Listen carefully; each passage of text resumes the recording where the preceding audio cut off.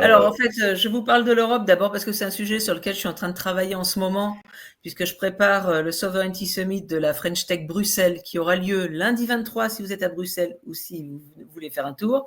Le thème de cette édition, c'est Time for Action. Et c'est un peu l'axe de mon intervention aujourd'hui. Bon, moi, pour ma part, je trouve que visuellement, Vivatech, quand on parle d'IA et on dit mon IA est meilleur, bon, bah, visuellement, c'est pas flagrant. Donc, il y a toujours des robots, il y a toujours des trucs sympas, mais pour vraiment voir les tendances, c'est pas hyper évolutif. J'ai pas eu le sentiment d'avoir une très grosse actu. La grosse actu, c'était quand même la keynote, enfin le débat avec Jensen Huang de Nvidia et l'annonce de sa collaboration avec Mistral, ce qui rend quand même assez confiant dans l'idée que du côté de Nvidia, on estime aussi qu'il y a un marché européen et qu'il faut y participer, puisque en gros, il va fournir des capacités pour une vingtaine de data centers les en cyniques Europe. diront que comme on lui ferme le marché chinois, il essaie de se rebattre sur l'Europe. Bon, oui, tant mieux c'est s'il une le fait. opportunité à saisir. Et en tout cas, Mistral l'a saisi puisque donc ils ont annoncé qu'ils allaient apporter une capacité de 18 000 GPU pour le nouveau data center de Mistral qui va se construire dans l'Essonne. Donc voilà, un bon petit coup de pouce à Mistral qui lui permet de sécuriser ses approvisionnements. Donc voilà, la souveraineté fait partie des grandes tendances qui ont été identifiées à Vivatech après le sommet pour l'IA. Donc tout ça a été très politique. Mais aujourd'hui, time for action, c'est-à-dire qu'est-ce qu'on fait au-delà des bonnes intentions. Ça fait 1 an qu'on en parle. Comment est-ce qu'on fait pour concrètement avoir des alternatives crédibles et pérennes aux outils de notre dépendance, puisque je rappelle que 80% de nos achats de numérique sont des achats américains dans l'économie française. Et que le CIGREF a fait une étude récemment où il a évalué le coût de la dépendance numérique américaine pour les entreprises à 264 milliards d'euros en Europe. Donc, ça fait une belle filière alternative, même si on incluant l'Angleterre ou Europe au sens Europe, Union européenne. Union européenne. Donc, si tu rajoutes l'Angleterre et l'Ukraine, qui est aujourd'hui un gros centre, effectivement, c'est encore pire, en fait. Donc, mettons que les solutions souveraines aient 20 à 25% de part de marché, ça fait déjà une belle opportunité de marché.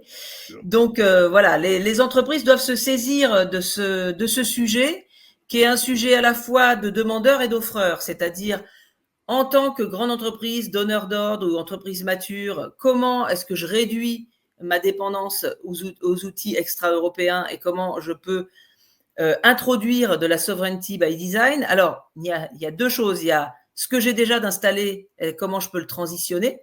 Globalement, quelles sont les dépendances d'une entreprise, son approvisionnement en hardware, donc les devices, les terminaux, les infrastructures, les processeurs, les suites logicielles.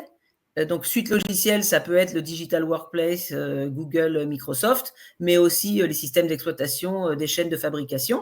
Hein, il y a des secrets industriels à protéger. Et puis, la partie processeurs et chips. L'Europe ne produit que 11% des microprocesseurs dans le monde, donc c'est une très forte dépendance. Mais grosso modo, sur l'ensemble de cette chaîne-là, on importe 80%. Donc, alors, je vais dire juste une remarque, parce que ce que tu dis sur l'Europe est vrai, mais vrai globalement pour toutes les entreprises. Il y a un papier très étonnant qui est sorti dans Medium cette semaine, où Netflix explique qu'ils sont en train de changer, pour reprendre par rapport à nos industries culturelles, mais ils sont en train de changer toute leur infrastructure et tout leur backbone interne, parce qu'en fait, ils sont en train d'évoluer, et du coup, la plateforme doit faire le même genre d'investissement. Donc, c'est une dépendance absolue à 4 ou 5 industriels. Même pour Netflix, quoi. Donc, qui est quand même le monstre qui gagne de l'argent en streaming. Et donc, on voit bien. Et en plus, à la Netflix, ils le publient, on mettra le lien, ils le publient comme ça dans Medium, ils expliquent toutes leurs strates. Et c'est vrai que ça montre l'enjeu pour les industriels et pour les chefs d'entreprise. Et puis, une activité comme le cloud touche absolument toutes les entreprises, touche les données stratégiques des entreprises. Et aujourd'hui, le cloud souverain, il y a toujours débat si c'est un cloud qui est opéré par des Européens ou par des entreprises de toute origine basées en Europe. Donc, et avec des structures capitalistiques, il y a beaucoup d'Américains dedans. Voilà.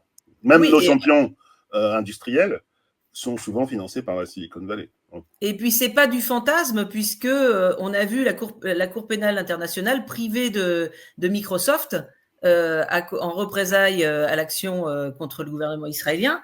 Donc, voilà, Microsoft a concrètement coupé le service à la Cour pénale internationale, pas au dernier clampin venu, quoi. Donc, ça arrive. Donc, ça fait partie de la gouvernance des CEO et au plus haut niveau des grandes boîtes de réduire cette dépendance. Alors, il y a réduire la dépendance à ce qui existe, c'est complexe, parce que faire basculer une entreprise de Microsoft à GameSpot, c'est quand même un gros boulot, et ça impacte absolument tout le monde, et c'est risqué. Donc, la question, c'est est-ce que finalement, on va juste diversifier son portefeuille d'app et mettre, on va dire, 15% de souverain, ou le faire uniquement sur une filiale ou uniquement sur une activité, et puis voir comment ça se passe, mais au moins ne pas dépendre de un ou deux fournisseurs et de pouvoir avoir un retour d'expérience sur ces outils-là, qui existent, mais qui souffrent d'un déficit de notoriété.